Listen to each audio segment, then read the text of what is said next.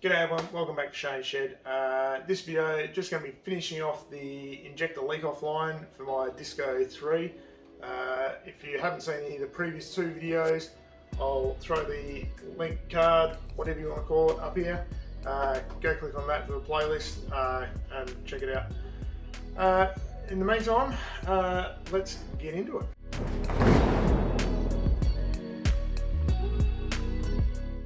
So essentially, putting this back in is reversal of pulling it out. Probably just thing to pay attention to. I would keep all these end caps on until the absolute last minute possible, just to stop, if that was to contact anything, you might get a bit of dirt in there. You don't want that. Last time I done this, I had issues restarting with high injector control pressure, and I believe that was dirt probably getting into this and clogging up the return filter. So yeah, just pay attention to that and you should be sweet. So we'll see how we go, and hopefully it starts up with not a problem. But like I said, leave bits until absolute last minute. We'll just click that in and we'll just lay it out. And straight off the bat, I'm already mucking stuff up. Hopefully I can get that out easy enough since it's new.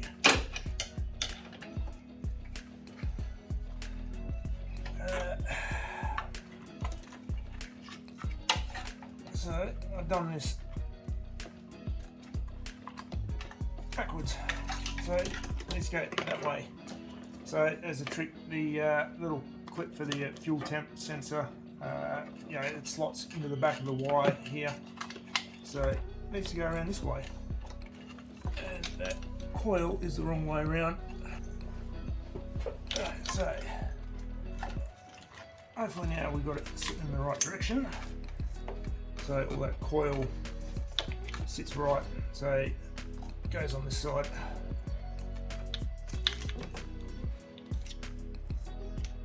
Alright, now let's get this side in and we'll get it all fed back through under the injection lines and all that fun stuff.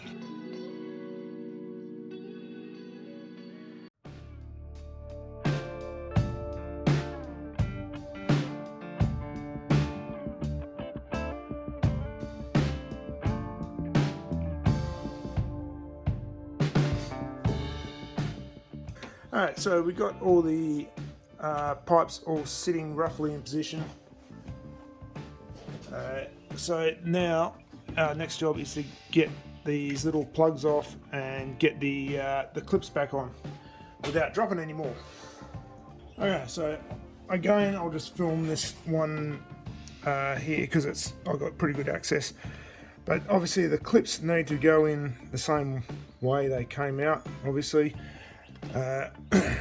you can notice on the injector, it's on the left side, there's a little slot which is where this side sits into.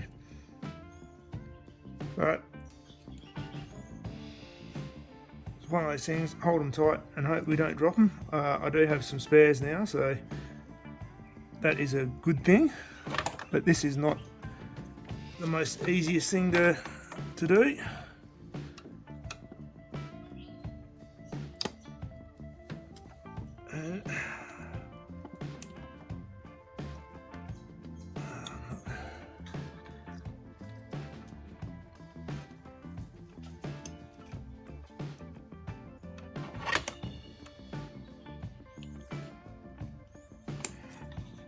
So you can only imagine this is going to get infinitely more difficult as we get back to the back of the engine. And there you go, that's one in. But that's it. Okay, so with one out of the way, I'm going to struggle my way around through the rest of them. And yeah, we'll see at the end of that.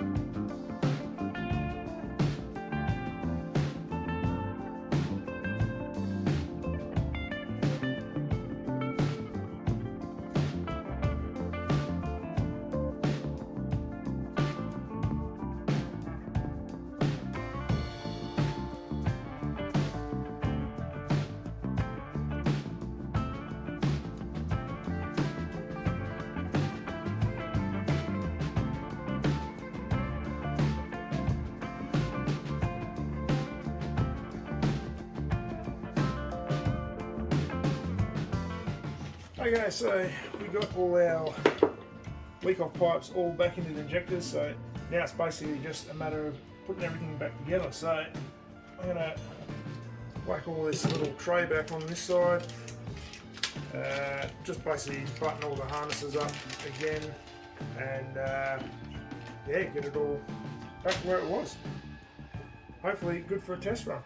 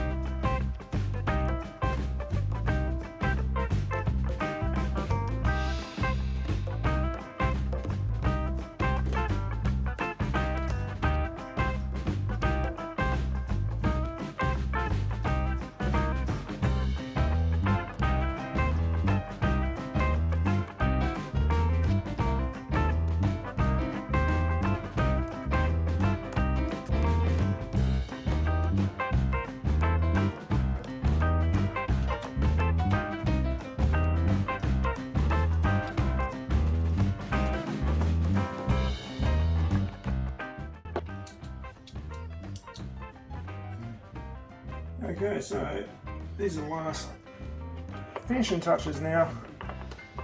So all that's left is to give it a start, check for any leaks, make sure it's all going to run right. So it should all be good. Let's give it a final check. All looks pretty good. Obviously have to top up coolant a little. That's no big deal. Yeah, let's give it a start and see what happens.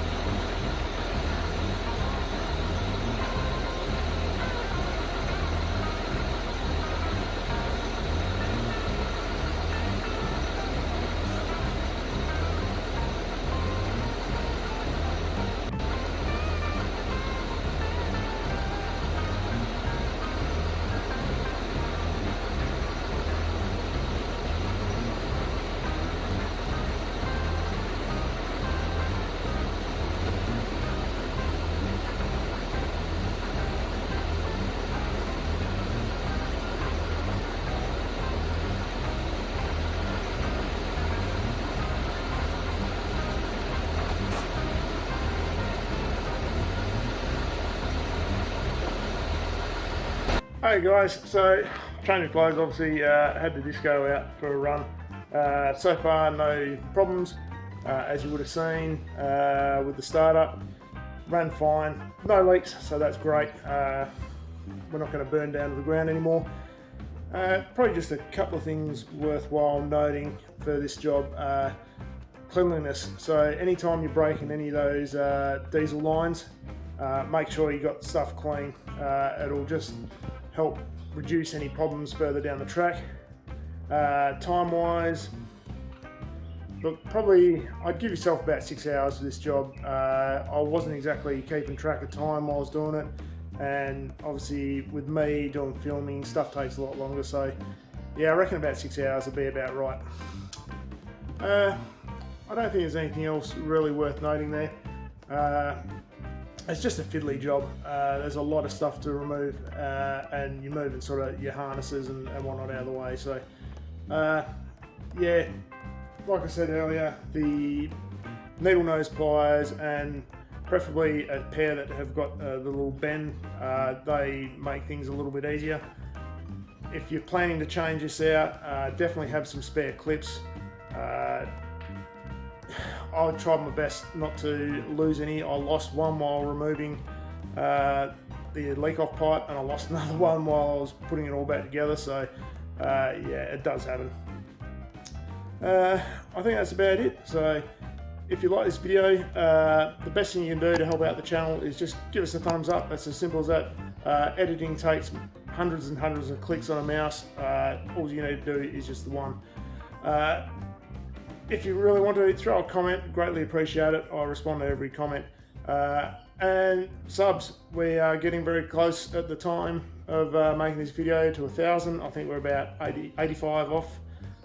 So yeah, really help us hit 1,000 and hit that subscribe button. So until next time, I'll see you later. Cheers guys.